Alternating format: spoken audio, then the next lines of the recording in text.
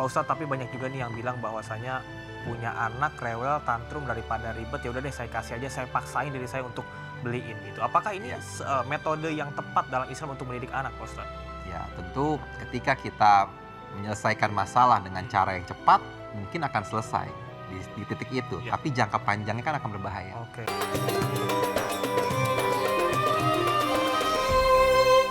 Ibu, sehat? Masih semangat? Ya, bentar lagi buka puasa ya Bu ya. Oke, ada yang mau curhat mungkin ya hari ini? Boleh? Ya, kita mau dengerin curhatan ibu-ibu tentang hubungan orang tua dan juga anak. Sebelah mana dulu? Kira-kira saya mau cari sebelah sini ya. Oke, boleh, silakan. Assalamualaikum warahmatullahi wabarakatuh. Waalaikumsalam warahmatullahi wabarakatuh. Nama saya Putri Hikmawati dari Majelis Taklim Baitul Mukmin. Alamat saya dari Cikarang. Dari Cikarang. Saya izin bertanya Pak Ustadz. Anak saya suka meminta kayak beliin mainan atau apa yang di luar dari keadaan saya. Terus gimana yang saya pertanyakan agar saya menjawab maksudnya kayak menolaknya gitu. Menolaknya gimana? Nyampaikan ke anak tuh gimana kalau keadaan kita nggak ada gitu. Agar dia tidak menyakiti hatinya. Oke. Bu Bagaimana Putri, caranya?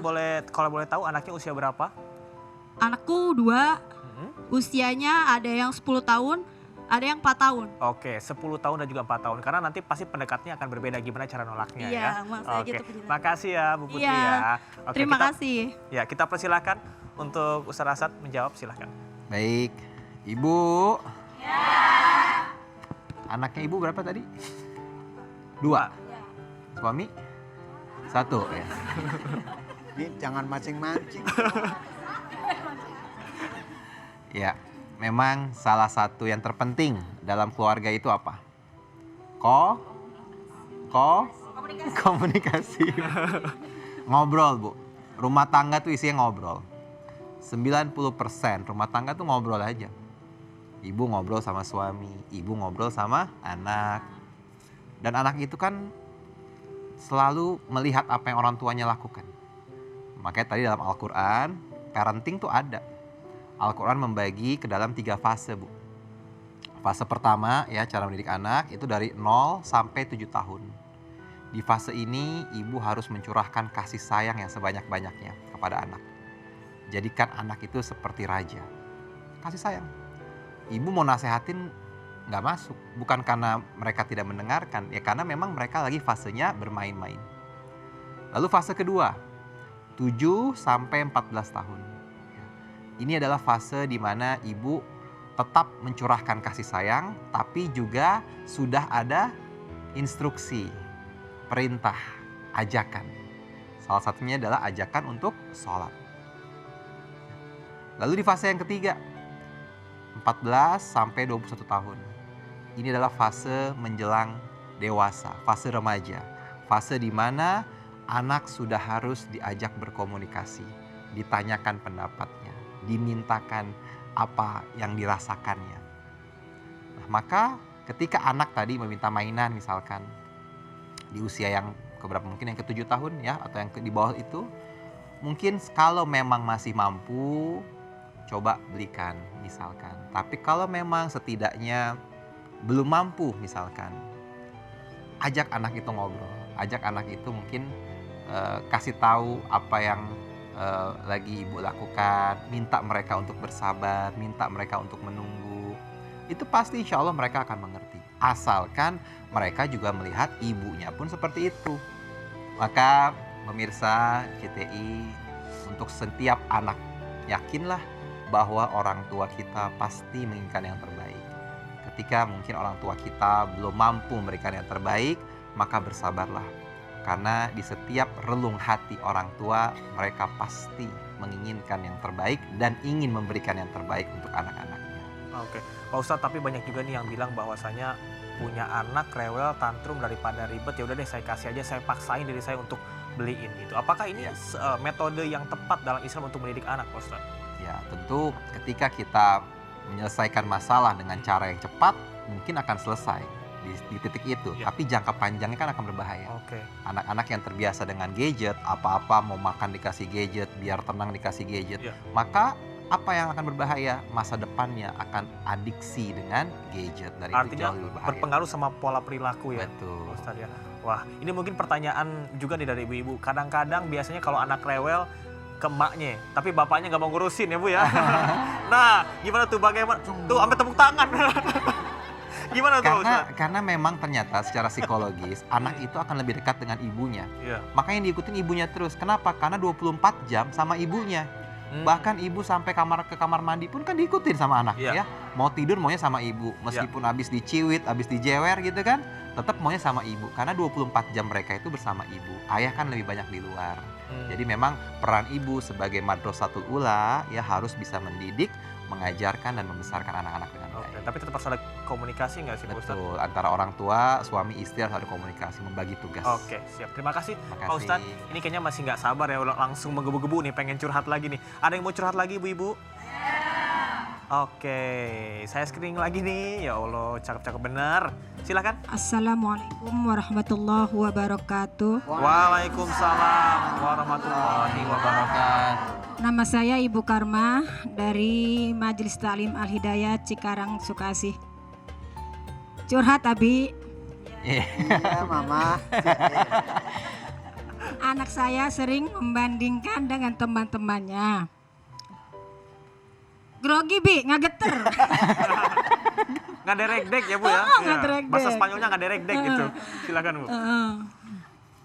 Terutama apa yang mereka miliki.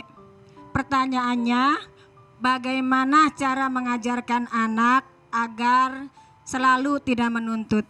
Mohon pencerahannya Abi. Terima kasih. Wassalamualaikum warahmatullahi wabarakatuh. Waalaikumsalam warahmatullahi wabarakatuh. Wabarakatuh. Ya, Abi bisa Anda menjawab pertanyaan dari Umi? Masya Allah. Ini pertanyaan susah banget ya Bun ya. Bu. Ketika kita punya anak jangan dibanding-bandingin ya Bu ya. Ini Ibu Karma apa Karma? Karma ya? Ya Allah, kadang-kadang kita membanding-bandingkan di depan orang tua ya. Di depan orang tuamu, kau malu. Kau bandingkan aku dengan dirinya. Ya Allah. Lah bagaimana cara memberikan kepada anak kita agar anak-anak kita, mohon maaf, bukan kita sebagai orang jadi curhatan, tidak. Akan tetapi kita berbagi ilmu sedikit-dikit. Karena ilmu saya sedikit, Bu. Bu? Ilmu saya sedikit. Kemudian ditanya terlebih dahulu anaknya. Tadi saya agak sedikit bagaimana gitu ya. Ketika lagi baik buat ibunya. Ketika yang anaknya lagi jelek di bapaknya. Ya Allah. Emang di sini begitu semua? Enggak, di pemirsa dia ada yang di luar enggak. Ya Allah, saya termasuk yang di luar masalahnya. Masya Allah. Nah, kemudian di dalam hadis Rasulullah SAW, kewajiban orang tua itu ada 3. Hakul walid alal walad. Salasah, ada 3. Yang pertama, ngasih nama yang cakep, betul? Ada sih nama, namanya Saminem, Tuminem, itu biasanya.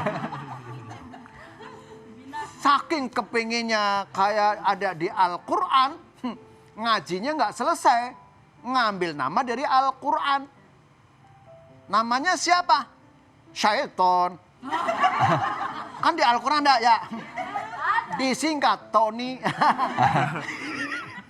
Ya mohon maaf. Artinya apa? Ketika memberikan nama yang cakep dan didiklah anaknya. Didiklah anakmu dengan